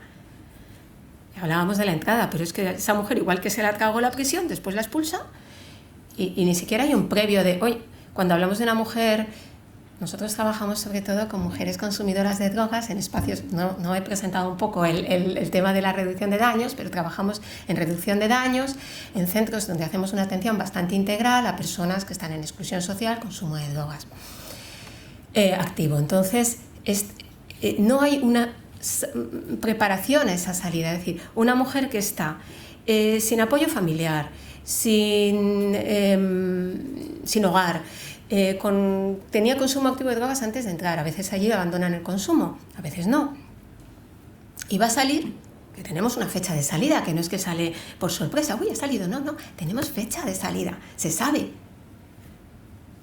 pues es expulsada de la prisión, ¿no? Sin esa preparación de, oye, esta mujer no tiene donde residir, va a ir a un domicilio, va a ir a una vivienda, va a ir a la calle. Y ese aislamiento pues es brutal, ¿no? Se traga a las personas, luego las expulsa, no sé. Y eso se puede mejorar, es muy mejorable. Y es posible hacerlo hoy, ya. Pero es verdad que hacen falta más medios para que se pueda hacer bien, pero eso es posible hacerlo. Tenemos la perpetuación de los roles tradicionales, luego entraremos un poquito en eso, un poquito más, porque me parecía muy interesante darle un poquito una vuelta, aunque ya lo hemos comentado, y el tema de los módulos que ya lo hemos hablado, como son minoría, pues bueno, los hombres sí que tienen módulos diversos por clasificación, incluso un módulo de jóvenes, en las mujeres pues estamos todas mezcladas, ¿no? Y eso pues claro, va en perjuicio de sus derechos, en realidad. Bueno, a ver si soy capaz de... ahora he tocado lo que no debía, Ahí estamos. Vale, en cuanto al tema del mandato de rol y la perpetuación de los roles, ¿no? Pues lo que hemos hablado, las formaciones a las que tienen acceso, y eso hay múltiples estudios que lo demuestran, pues son menos, y son pues las clásicamente femeninas, que tienen en principio menos salidas laborales. Hay mucha resistencia por parte de las instituciones penitenciarias en que cuando hay un curso X que puedan hombres y mujeres participar conjuntamente, pues por este tema que hablábamos de que se va a revolucionar el espacio, ¿no? Si metemos mujeres. Entonces, aquellas formaciones que son más interesantes, que generan oportunidades laborales, creo que al final estamos hablando en exclusión social de generar oportunidades y reducir la desigualdad de género, pero también de clase, o llamémoslo como queramos, pero económica y de condicionantes sociales múltiples, pues claro, si no acceden a esas formaciones y acaban haciendo formaciones asociadas al tema de la limpieza, de los cuidados, de tal, y al final las abocan a trabajos en negro, etcétera, ¿no? Y a lo mejor hay un curso de tornero fresador, por decirte algo, y una mujer interesadísima en hacerlo, o de carretillero, o de carretillera, También está probado que en el trabajo que hacen, que desarrollan, pues las mujeres como media, el porcentaje de mujeres que cobraba menos de 300 euros o el trabajo penitenciario era mucho mayor que los hombres, es decir, acceden a peores trabajos, peor remunerados. Bueno, hemos hablado de las violencias y abusos sufridos en prisión y cómo eso se trata o no se trata, o la posibilidad que tienen ellas o la vivencia que tienen ellas de poderlo trasladar sin ser juzgadas o castigadas. Bueno, no entraré mucho porque es un tema un poco complejo y tampoco tengo tanta información, pero sí que tenemos como los relatos, ¿no?, de las mujeres. Lo que hablábamos de la sobremedicación en prisión y fuera, pero en prisión pues se aumenta para hacer frente a los malestares, y cómo, bueno, también está probado que reciben más sanciones pese a que los conflictos que generan son menores. O sea, estudiado objetivamente, hay menos conflictividad, pero sin embargo son más sancionadas. Entonces, seguimos perpetuando, y es lógico porque, como decía Estíbaliz, es que es una institución, bueno, como la mayoría, por otro lado, ¿no?, basada en el patriarcado. Tenemos desigualdades de partida, hablamos de exclusión social y ya parten de una situación de desigualdad. Bueno, vemos que el 80% de las mujeres que entran en prisión son madres y que muchas son el único sostén de la familia, con lo cual cuando entran en prisión aumenta el sentimiento de culpa, preocupación, ansiedad, qué va a pasar con mis hijos, etc. Son más sancionadas socialmente, ¿no? Fíjate, entró en prisión y claro, fíjate que tenía 3 hijos o tenía tal, ¿no? Y bueno, la mala madre, ¿no?, que ya hemos hablado mucho hoy de ella. Son mujeres súper fuertes, son mujeres muy capaces, hay de todo, como todos los sitios, somos todas muy diversas, ¿verdad? Pero hay que decir que sobrevivir a todas las situaciones que tienen y seguir ahí en pie, pues yo siempre me digo, para quitarse el sombrero, la verdad. Son supervivientes de infancias difíciles en un porcentaje alto. Ahí no he puesto el porcentaje, pero bueno, he estado revisando la bibliografía, era bastante más alto, sobre todo en mujeres consumidoras de drogas. Víctimas de violencias en la vida, con una alta tasa de analfabetismo, veíamos en mujeres drogodependientes en prisión. Situación de pobreza previa, con alta tasa de problemas de salud mental y problemas adictivos, con más tasa de intentos de suicidio en mujeres consumidoras de drogas que en las que no. Y esto vamos a relacionarlo con la muy mejorable calidad de la atención sanitaria dentro de los centros penitenciarios, donde nos falta personal sanitario y especializado además en temas de salud mental y adicciones. Cuando la población penitenciaria española, tanto en hombres como mujeres, presenta una altísima tasa de consumo de drogas abusivo y de trastornos ya adictivos graves y de trastornos mentales, y sin embargo no tenemos una atención sanitaria suficiente. Y encima esa atención está aislada del exterior, porque como os decíamos, no se comparten las historias sanitarias de dentro a fuera. Con lo cual estamos generando un espacio en el que no solo son privadas de libertad las personas, sino también son privadas de sus derechos de salud. En el caso de las mujeres, pues acentuado por todas las desigualdades, ¿no? Bueno, como la exclusión tiene que ver también mucho con que alguien llegue a la prisión o no llegue, ¿no?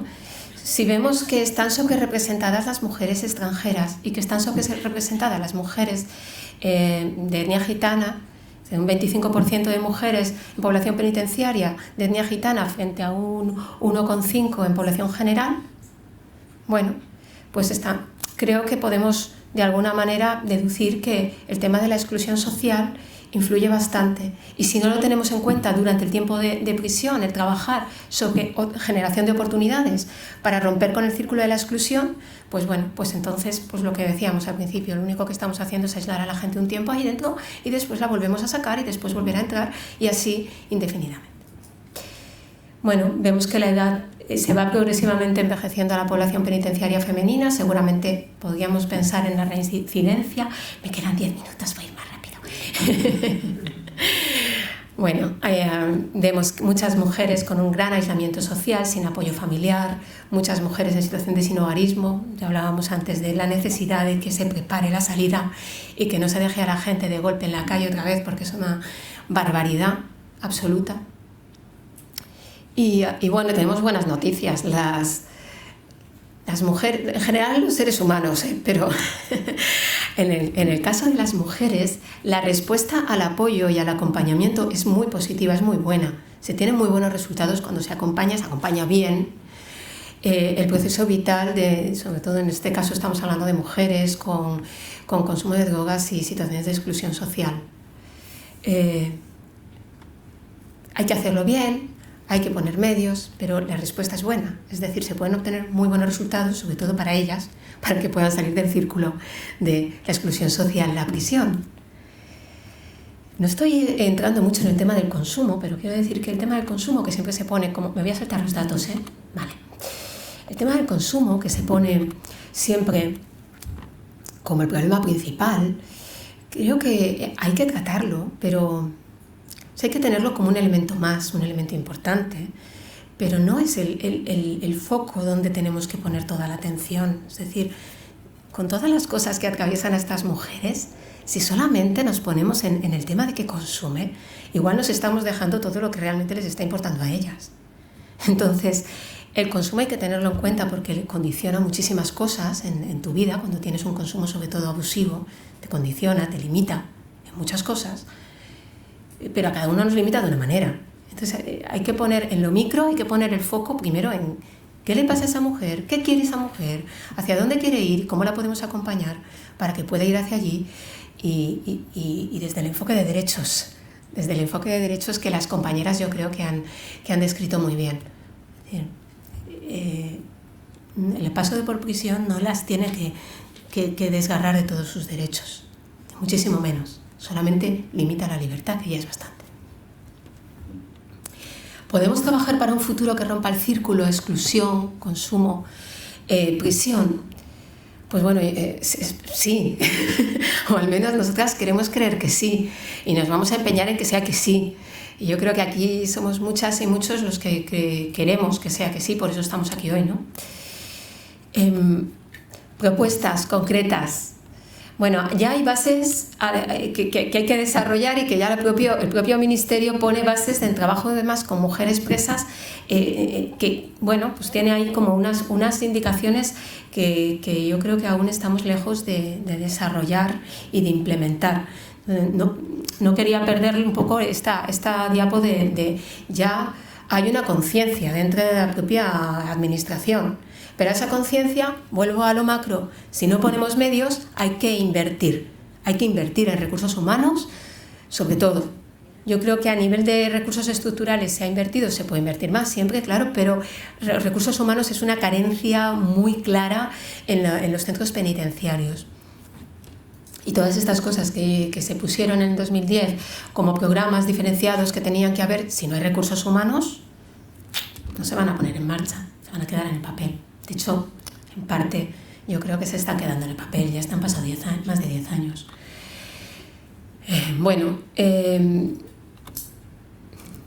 Propuestas de política social y propuestas en lo macro y en lo micro. Voy a hacer así un poquito, ¿vale?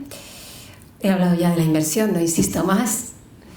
Intentar en la medida posible, si pudieran haber módulos diversos sería fantástico. Si no se puede, por lo menos estrategias diversas para personas diversas. ¿Vale? Desarrollar más esa parte. Bueno, el derecho a la intimidad, ahí hay mucho que hablar también, ¿no? Pues la estructura de la prisión, como fundamentalmente hay hombres, pues muchas veces ellas narran situaciones en las que sienten que no tienen derecho a la intimidad, pues porque a lo mejor son supervisadas por funcionarios en temas que son más privados o más... Bueno. Acceso a talleres con empleabilidad y a empleo remunerado en condiciones de igualdad. Esto es que cae por su propio peso, pero por desgracia la realidad actual nos dice que no están teniendo igualdad de oportunidades. Tratamiento integral de las adicciones. Hay algunas prisiones que sí que lo tienen. Hay muchas, diría que la mayoría, que no lo tienen. O que cuando tienen algún tipo de tratamiento a las adicciones es un tratamiento un poquito sui generis, ¿no? Pues porque se hace con voluntariado, con programas así de, bueno, pues ahora viene una entidad y trae unos voluntarios y trabajamos unos talleres y está muy bien, mejor eso que nada, pero eso no es un tratamiento integral a las adicciones. Un tratamiento a las adicciones es un tratamiento profesionalizado, que dura en el tiempo, que no depende de si hay una subvención o no la hay, o de que una entidad tenga ahora el tiempo y la disponibilidad de voluntariado o no la tenga. Y es un tratamiento que debe ir conectado con el exterior, porque debe continuar, si la persona así lo quiere, cuando salga. No puede ser que alguien salga de prisión tomando, por ejemplo, metadona y sale y no tiene cita en el CAT, UCA o como se llame en cada uno de los territorios, hasta dentro de una semana, y esa semana búscate la vida. O no puede ser que... Entonces, estas cosas pasan. Estas cosas pasan por lo que hablábamos del aislamiento de las prisiones respecto al exterior. Lo mismo con la salud mental. Un tratamiento integral a la salud mental, por favor. Una detección de las problemáticas de salud mental. Y en el caso de las mujeres, como el número es más pequeño, yo creo que es más fácil. En vez de pensar que como son menos es más difícil, pues no, como son menos lo podemos detectar más fácilmente que cuando tengo tantísimos hombres, que en realidad pues por la ratio de atención eso a veces es complicado, ¿no? Y bueno, y las medidas alternativas, lo que hablábamos, tenemos la tasa de personas encarceladas en general en España es superior a otros países europeos, bastante superior, en relación con los delitos que tenemos en España, que es inferior. O sea, ahí tenemos un desajuste, y aunque hay medidas alternativas, con mujeres vemos que se les proponen menos las medidas alternativas que a los hombres. Cuando los delitos, además, me he saltado antes la diapo, pero los delitos de las mujeres fundamentalmente están relacionados con la salud pública y la propiedad privada, ¿no? Es decir, que son delitos en los que se suelen poner medidas alternativas. En la atención directa, pues las propuestas, bueno, pues planes de intervención durante, conectados con el exterior, preparando las salidas, por favor. Vincular a las mujeres con mayores criterios de vulnerabilidad con recursos externos, desde dentro ya, conectarlas con las entidades que entramos a prisión, pero también con los recursos que luego pueden usar fuera. Y eso se puede hacer, es viable, es posible. Mantener coordinación de esos profesionales con el exterior. Bueno, estoy un poco repitiendo, pero es que es tan posible, es tan obvio y pasa tan poco que bueno, pues voy a insistir, a ver si... Bueno, ofrecer tratamiento a la adicción, a las problemáticas mentales, esto en lo micro. Documentar a la gente mientras está en prisión es muy importante, porque si salen sin documentación, pues también, y esto nos pasa, es decir, una persona que lleva X tiempo en prisión y sale sin documentación, sin DNI, sin tarjeta sanitaria, es el sitio ideal para hacer todo esto, porque además, bueno, pues, en fin, y bueno, pues hacer sensibilización y psicoeducación en perspectiva de género y prevención de las violencias a las mujeres. Tenemos en un espacio en el cual podemos trabajar con ellas también, pues ya se hace, ¿no? Y se hacen cosas, pero no es general ni ocurre en todas las prisiones. Y además hacerlo como algo propio de la estructura, ¿no? Cuando hablabais de que habíais pasado de ser un programa a ser un servicio. Tiene sus ventajas y sus inconvenientes. Pero el hecho de que sea un servicio tiene la gran ventaja de que tiene continuidad en el tiempo y de que hay un reconocimiento de esa necesidad por la propia administración, que financia como un servicio propio la atención. Entonces, no sé si es la mejor fórmula, pero sí que necesitamos fórmulas estables que no dependan de que este año haya más o menos presupuesto, sino como una parte de la propia estructura de esta macroestructura que son las prisiones, ¿no? Es decir, que la atención a las mujeres y que el trabajo con mujeres para generar oportunidades sea parte indiscutible de lo que se tiene que hacer en una prisión, que no dependa de, bueno, voluntades, etcétera, etcétera. Y yo creo que con esto acababa. Daba las gracias a todas las mujeres que han confiado y siguen confiando en nosotras durante todos estos años, porque sin ellas no podríamos ni aprender, ni reflexionar, ni conocer lo que conocemos ahora, que es poco, pero que ya vamos tirando con ello. Y a todas vosotras y todos vosotros por estar aquí. Gracias.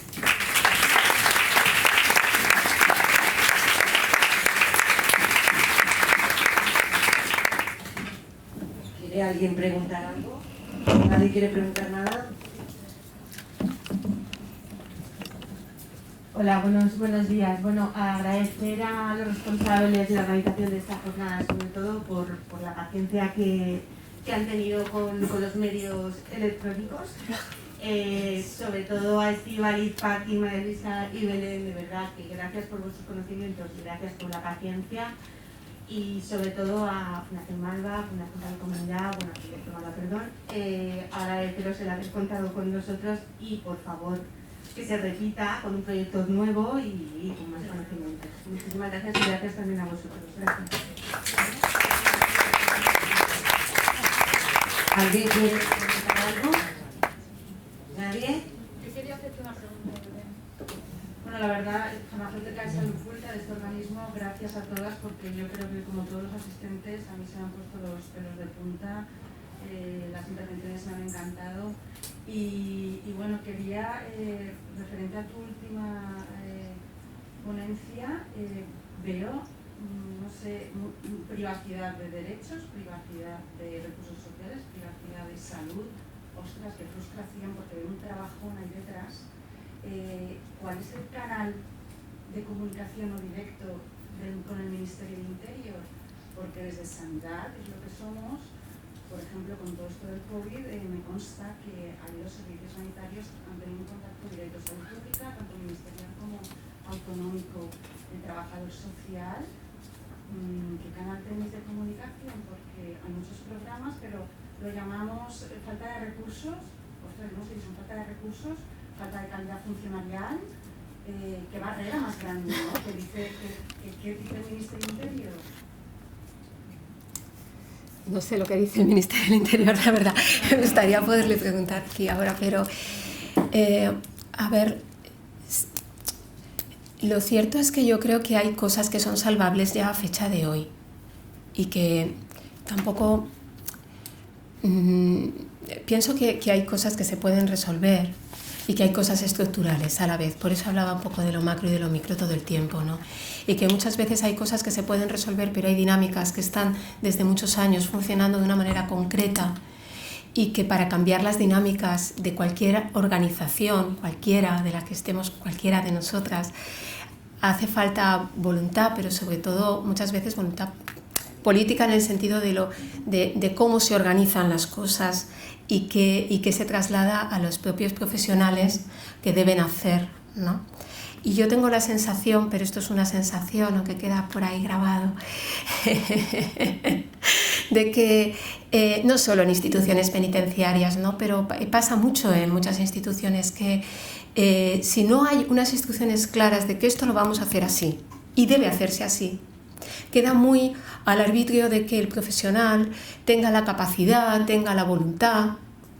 Entonces, cuando tenemos suerte y hay profesionales muy implicados, y los hay dentro de los centros penitenciarios, dentro de los servicios sociales, dentro de los servicios sanitarios, pues bueno, todo va muy bien, todo va mucho mejor. Y cuando no lo hay, pues va peor. Eso se debe corregir desde arriba, dando instrucciones claras y haciendo un control también y evaluación de cómo se hacen las cosas. Creo que sí, que el hecho de que no haya transferencias y que no haya compartido pues lo que hablamos de la historia sanitaria, etcétera, es un hándicap, pero que es salvable también. Es salvable, pero yo, para la experiencia que tenemos, es que a fecha de hoy, bueno, es mejorable la atención sanitaria dentro de los centros penitenciarios. Es nuestra experiencia. Y es un tema pues para trabajar en los grupos de trabajo del ROSEP, de todas quiero decir, ¿no? En grupos donde estéis las instituciones y también las entidades que atendemos fuera y dentro a las personas. Creo que hay muchas cosas salvables con voluntad y hay otras, pero la voluntad también a veces hace falta que sea voluntad política también de generar estructura, ¿no? No sé si he respondido.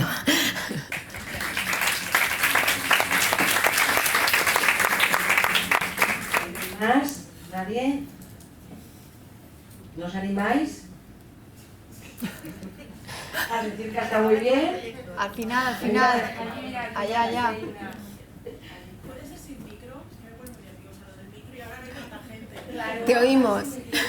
Dale, lo único que si alguien puede ir repetir un poco para que se quede la grabación. Que creo que no se ha recogido, ¿vale? Pero es que muchas veces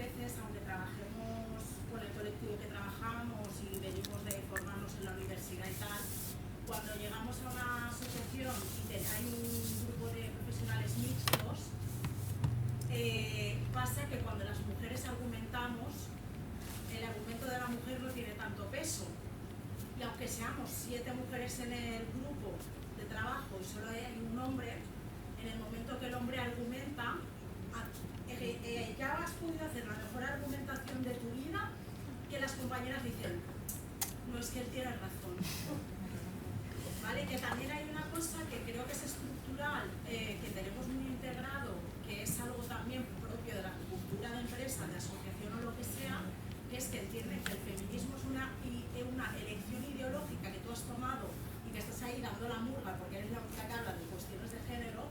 No ven el feminismo como una ciencia ampliamente estudiada y que ya que se llevan siglos hablando de cuestiones relacionadas con la mujer y con el género, y entonces las mismas mujeres, por mucho que luego en privado digan tienes razón en esto, tal, no sé qué, llega el hombre, genera sentencia, tú sales de esa reunión, a mí me ha pasado decirles a las compañeras, oye, podemos hablar, tú no crees que me ha desprestigiado, porque te desprestigian con tu sensibilidad, tú te desprestigian con una cuestión muy machista, ¿vale? Y el resto de tus compañeras, que aparentemente son compañeras, te dicen, no, pero es que él tiene razón, ¿vale? Y es esa falta de creencia en nosotras mismas que en cambio a un hombre le damos en el minuto 1, aunque ya te digo, yo he estado en una reunión que éramos 5 mujeres y un hombre, y ese hombre dijo que yo tenía demasiada sensibilidad y toda mi argumentación se fue abajo. Y cuando salgo de la reunión y intento hacer esta reflexión con las compañeras, dicen, pero es que tienes razón, igual tú estás exagerando, igual estás yendo más allá, tú es que tienes un discurso radical feminista. Entonces creo que igual deberíamos de autocrítica, de también en nuestras asociaciones, entidades, cómo llevamos la cuestión del género y que no sea solo un eslogan para que el 8M saques un cartel diciendo estamos con las mujeres. Bueno, what? ¿Vale? Pero esa era la reflexión que quería hacer.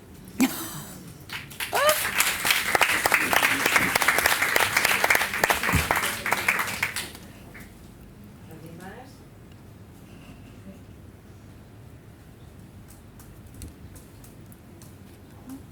Bueno, yo añadiendo lo que decía ¿Quieres María. seguir? No, voy a decir una cosa muy pequeña, Os- que es per- un apunte que yo siempre hago. Es que os- mejor Ah, con vale. micro. No, es para la grabación. Es por el tema de la grabación, es que si no, no se registra y luego cuando lo quieran ver no... Si no os importa... Escucha, si quieres te lo pongo yo, si quieres mover la mano. No, pero cuando yo siempre voy a jornadas, formaciones, que últimamente por suerte pues tienen la perspectiva feminista o de género, ¿no? Este cuestionamiento que antes hemos hecho, yo siempre miro a las personas asistentes. Y bueno, pues solo hay que ver, ¿no? Que aquí pues estamos la mayoría mujeres y es algo que se repite. Y uniendo, ¿no?, a este cuestionamiento, simplemente era ese apunte.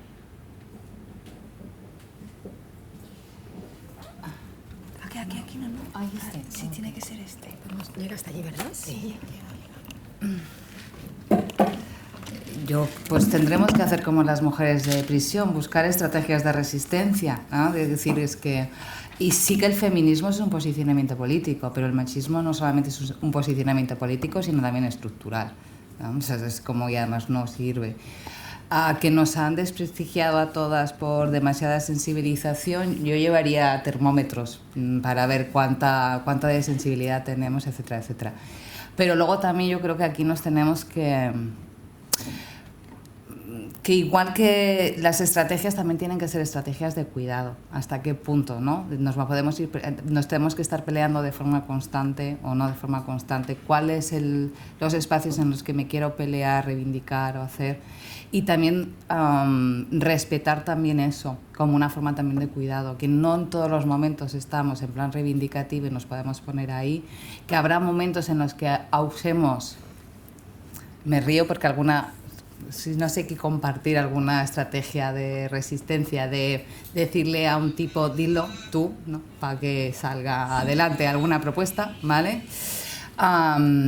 y cosas por el estilo en determinados espacios. Ocurre en nuestras organizaciones. Nuestras organizaciones la mayoría están construidas en una historia patriarcal. Nos relacionamos con otras entidades en las que también se han generado estas relaciones, en las que las relaciones de poder son importantes también y que se dan también no solamente dentro de nuestras organizaciones, sino entre las organizaciones y entre la institución, y es en el contexto en el que estamos.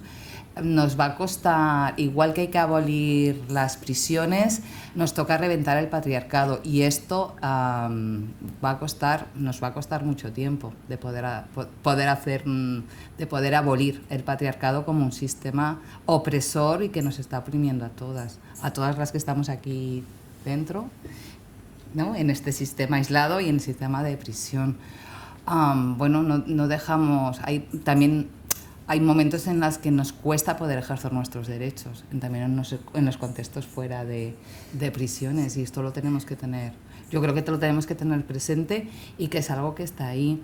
Pero el feminismo es una ideología, sí, el machismo no solamente es ideológico, sino también es estructural y nos machaca a casi todas.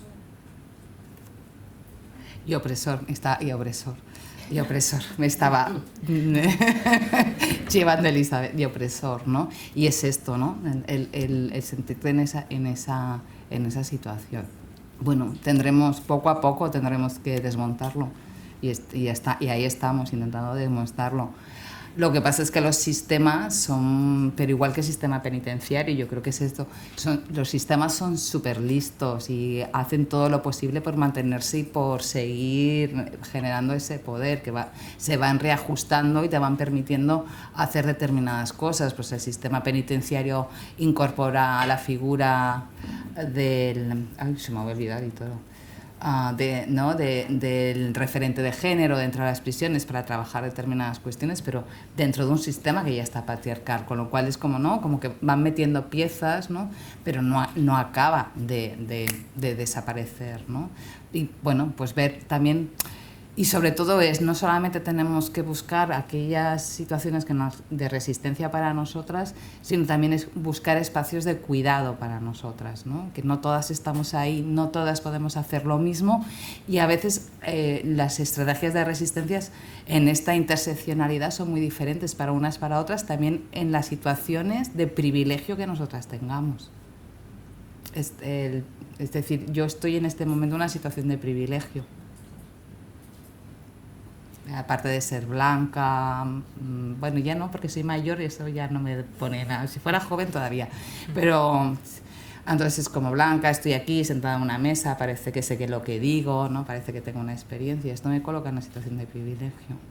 Bueno, pues podamos mirar también desde dónde estamos planteando las cosas y cuál es la situación de privilegio que tenemos, y si también desde esta situación de privilegio que cada una tenemos estamos generando también algunos modelos de opresión en relación de decir a la gente cómo se tiene que cuidar y cómo lo tiene que hacer, ¿no?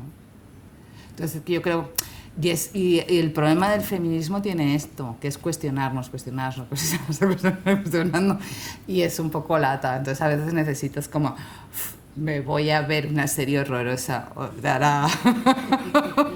bajar de ella, no me pongo las gafas de feminismo para ver esto porque no va a poder ser, ¿no? Pero también darnos esos espacios de cuidado, ¿no? Y es importante tenernos en cuenta, ¿no? Porque si no, hemos acabado justo puntual, pues son las 2. La opresión acabará así con que nosotras si no hay desde más la preguntas, comentarios, sugerencias, reflexiones, finalizamos aquí. Hemos acabado justo puntual, son las 2.